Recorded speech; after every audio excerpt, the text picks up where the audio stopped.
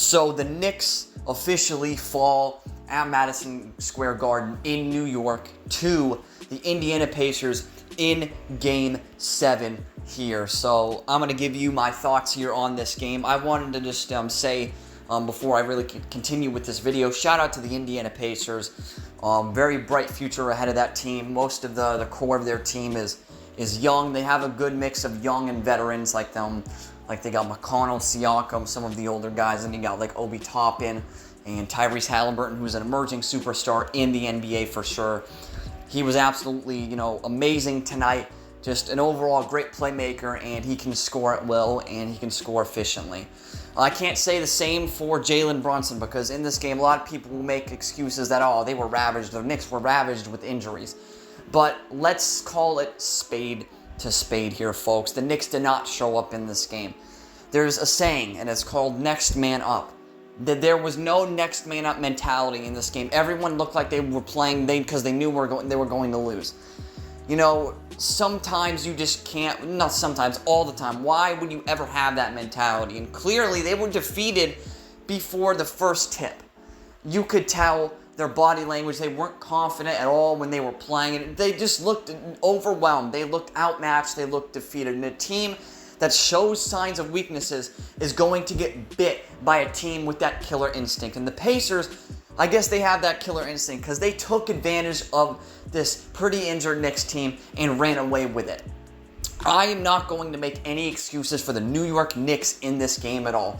Screw all the injuries, screw all that, screw the outside noise people are talking about. I don't give a damn about that.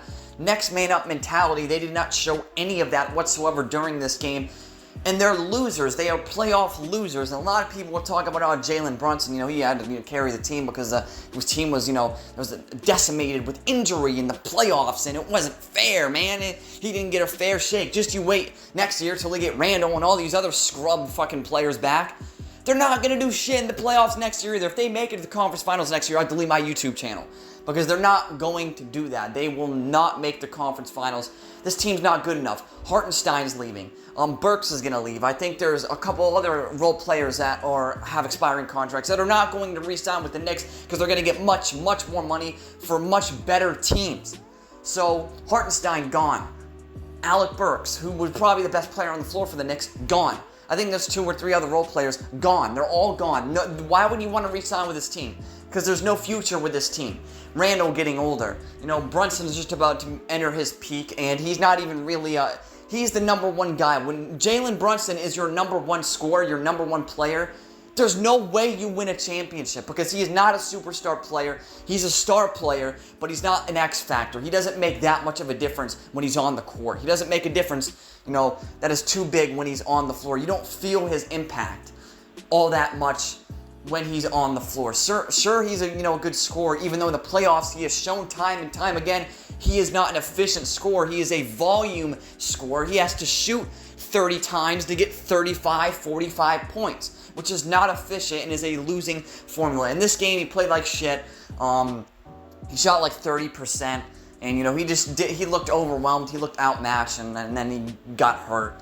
And he still played 30 minutes in this game, and he looked lost on the court. He did not look confident. He looked defeated during the course of the game. It's like he laid down and accepted his fate. And a team that does that, a team that has that losing mentality like the Knicks do, will never make it to a championship. Will never make it to the finals. Hell, probably will never make it to the conference finals, for Pete's sake. This team quit. They gave up. It's as simple as that. And the fact is, the Knicks fans, how I segue into talking about the Knicks fans, called Tyrese Haliburton, they called every player on the Pacers, they called the organization a bunch of front runners because they were talking shit. That's basketball, motherfucker. That's how that works. You talk shit in basketball. It's a competitive sport that people play. There's not going to be lollipops exchange and handshakes, and they're not going to dance on the floor with each other. You're playing to win a championship. You're playing to win the game. You play to win this. You don't play to lose this shit. You don't play to have fun with this shit. You play to win it. And the Pacers played to win it, and they dominated the New York Knicks tonight. It was not even close. The game was never close. Maybe the first minute or two of the game, but that literally was the start of the game. That was The closest it was the entire game was the first fucking minute and a half of the game. And the Indiana Pacers humiliated the Knicks throughout the course of the rest of the game. 130 to 109. I think the score probably should have been a bit worse than that.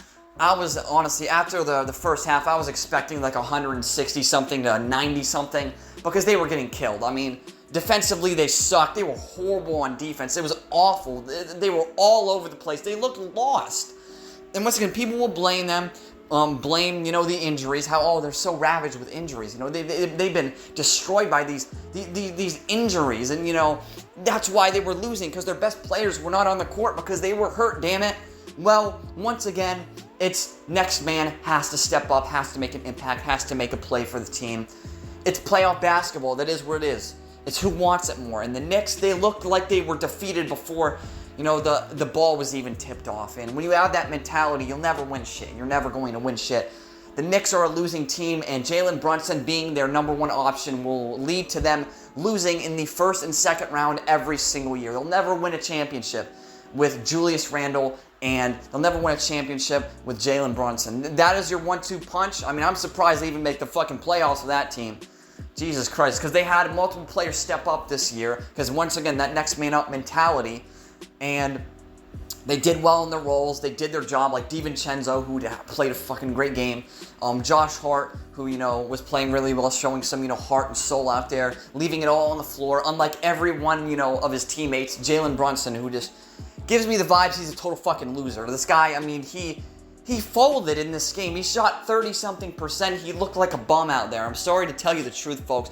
He looked like a scrub on the court. He looked like your average guard, just your average shoot first, never pass guard. I know he had like 9 assists, but it was crazy. He really looked flustered when he was on the court, and it was embarrassing to watch the Knicks during this game. This was a coaching atrocity, too. And Thibodeau, I don't know what the fuck his game plan was going into this Game 7, but clearly whatever he said did not work. Whatever plan he established to run during this game did not work. It was failure. Their offensive sets weren't going. Their defense was all over the place. Shitty rotations, shitty everything. Everything about this was shitty on the part of the New York Knicks. They played poorly in this game, and I'm going to say it once again, Jalen Brunson, just not a number one option in this league for a championship team. Maybe on a team that, barely makes the play-in as the 9 or 10 seed and then loses in the first game and, gets a lottery pick. Maybe he's the number one guy on those teams. But this guy should be a third, fourth option on, a top 3 seed team. That's who he is. He'd be a nice 10, 15 point per game scorer. The guy, you can't win with this guy as your number one option. You can't do that. And it's going to show over time that they will never win anything because their 1-2 combo, they're big, deadly, you're supposed to be scared of Jalen Brunson and fucking Julius Randle. No team is scared of Julius Randle. No team is scared of Jalen Brunson. No team is scared of them in the playoffs. As a matter of fact, no team is scared of them in Game 7, and the Pacers showed no fear against them, humiliated them in Madison Square Garden, in their home court, and there was nothing they could do about it during the course of the game. Thank you all for watching. This has been Mr. Truth, and this was nothing but the truth.